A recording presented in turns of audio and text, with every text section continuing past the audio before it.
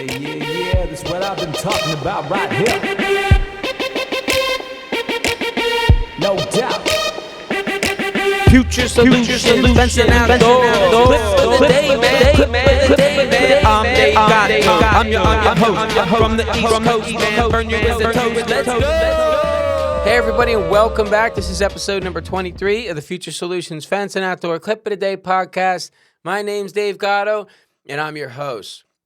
Guys, what I want to talk about today, it's super important. Listen to this episode all the way through. I'm going to tell you guys how to properly classify and onboard an independent contractor, a 1099, a subcontractor for your company. How do we properly do this? What does it look like? And why do we need to do this properly? I'm going to tell you why. I'm going to start off, I'm going to tell you, when I first started using subcontractors, I was hiring other fence companies that were slow on work. I was hiring landscapers, people that were general contractors in the construction field, and it was working out really great. We loved it. These guys had their own trucks, their tools, their equipment. They were respectful. They were skilled at what they did. Life couldn't be better, right? So at the end of the year, I ended up paying out a little bit over $1 million to subcontractors for their work, for their fees that they had. Right? So my workers' compensation came, and all of a sudden I got hit with what's called an audit. And I'm like, oh, wow, what is that? It's like an IRS audit? No, it's an audit to make sure that they paid out the proper insurance coverages for your employees, right? And in that audit, they want a breakdown. They want to say, hey, how much for your office staff? How much for your production floor was paid out? How much for your in-house installation crews were paid out? How much were your drivers paid out? How much were your salesmen paid out? Because they want to properly charge you, because everyone has a different risk level. You know, the installer that's out there, hauling heavy equipment around, machinery, they're plunging holes in the ground. They can strike gas lines, fiber optics. They could hurt themselves, all that stuff. They're a much higher rate than the person that sits behind a desk pushing a pencil all day, pushing a pencil. So they're much different rates. So we broke all that down, and they said, and what about all these independent contractor fees right here? Your independent contractor payroll. They said, we need this, and this, because what the workers' compensation guys is trying to do is they want to say that, hey, these people were operating in the capacity of one of your employees. Therefore, we technically insured them to the tune of $1 million worth of that work, because they go off the money paid and the classification, the risk assessment in there. So they want that money.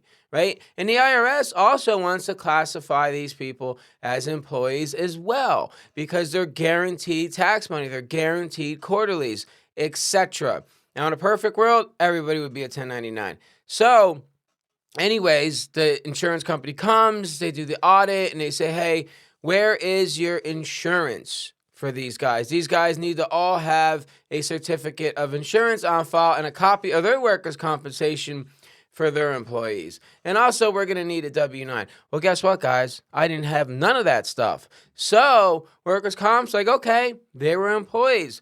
Whacked me with a really big bill. And I didn't have much of a chance to fight it, guys. They took it right back out of my bank account. And I wasn't going to fight it because I knew I wasn't going to win. So, guys, there's some stuff that you want to do before you onboard an independent contractor. Number one, guys, put it in your customer agreement for your proposals that you retain the right to hire independent contractors to perform the work at the customer's residence, because customers will get very upset if they find out that you're not actually the one doing the work and you didn't communicate this to them. For some reason, they believe that the salesman who's out there in a polo and khakis is going to come back and do the fence too. They don't understand how the industry works, right? So we put in there and we communicate that up front with the customer that, hey, we're going to be sending independent contractors out here to complete the work.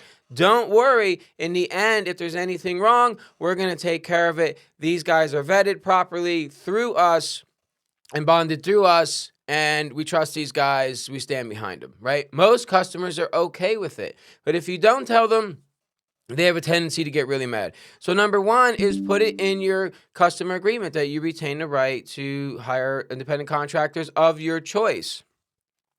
The second thing, guys, is to get a certificate of insurance up front. And also, with the certificate of insurance, get your company named as the additionally insured on there. That usually goes in the bottom left-hand corner of the certificate. Also, it's very important, because not all certificate of insurances are equal, guys. You want to go over these certificates, look into them a little bit, or talk to their rep and find out what their limits are. Also, find out, do they cover faulty workmanship? Because I'm going to tell you right now, that came into play. I had an independent contractor cost me a lot of money because of some mistakes that they made, and it was faulty workmanship. Thank God the insurance company covered it, although it took over a year to get my money back out of that. So, guys, go over that. Make sure that they have workers' compensation as well if they're going to have employees, because your workers' comp is going to want to see that too. All right. So the second thing, guys, is to get the W-9 off them. Get it up front, because if you do not get it, it can be a major problem getting it in the future, especially if you guys have some sort of falling out or they just don't come back and work for you anymore. They might not want to pay those taxes. So get the W-9 up front. The W-9 is their business name or their personal name, their tax identification number, their employment identification number, which can also double as a social security number. So get that stuff up front. You're going to need to have all that stuff in your system for when you send out the 1099. So get the W-9, make sure you got the certificate of insurance, guys. And here's a really big one, because I got whacked the second time around by workers' compensation because I did not have an independent contractor agreement. If somebody needs an independent contractor agreement, we're in the state of Pennsylvania, feel free to message me or reach out to me on Facebook, and I will give you one where you can use it as a format for your own company, guys. It is very important because in the independent contractor agreement states all the stuff that your workers' compensation is going to want to see. That they are independent contractors, that they do not work for you, that they subcontract for more than one company, just not you. They don't work for you indefinitely. Things of that nature that namely say that they are an independent contractor and not an employee, guys. Because what is going to happen, like I said, is that they are going to try to say that you treated them in the capacity of an employee, right? So there's a lot more stuff that go along with that. So the IRS uses a 3-point system to determine and make sure that people are classified correctly. And in that 3-point system, the first one is the behavioral control. The word control comes up over and over. How do you treat this person? Do you treat them like an employee? Are you providing on-the-job site training? Are you providing training at your facility to tell them how to do things? They want to know what the behavioral control is between you and that person, right? Do you tell them when to go to work? Do you tell them how to perform the work? Because believe it or not, you're not supposed to do that. You could tell them what the final outcome needs to be, but you cannot tell them how to perform the work, when to do the work, although you could give them time frames, things like that. So they want the behavioral control aspect in there, guys. Also, the IRS, the second thing they use is financial control, all right? They want to know that these guys got their own tools, they got their own equipment, that they are heavily invested in their own tools and equipment, money-wise, etc. They also want to see that the subcontractor has the ability to be able, or the possibility to take a financial loss, okay? Just like a regular business owner, we could take financial hits. These people are also should be subject to take financial hits if they're a true independent contractor and they don't work for you. That means we're not reimbursing their expenses. It doesn't mean we're reimbursing their medical or their dental, or if they go a little bit out their way for gas, we're reimbursing that. It doesn't mean that we're providing them with tools, things of that nature, guys. And also, they just want it. The third thing that they use is the relationship between you guys.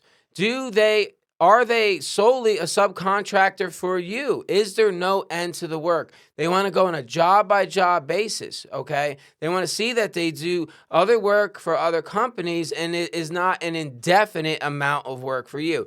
So, guys, if it walks like an employee, talks like an employee, and treats them like an employee, guess what? The IRS and workers' comp is going to say that it is an employee.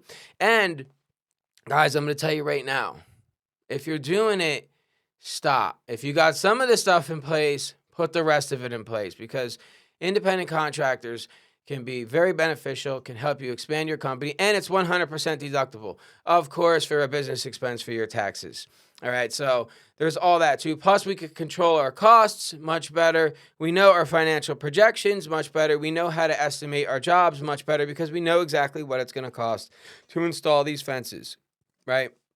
So, really important stuff, guys. I just wanted to throw that out there. And I will say this, and I still can't believe that this is going on, but there are many companies out there today that have employees working on the floor in their warehouses and in their businesses and calling them subcontractors.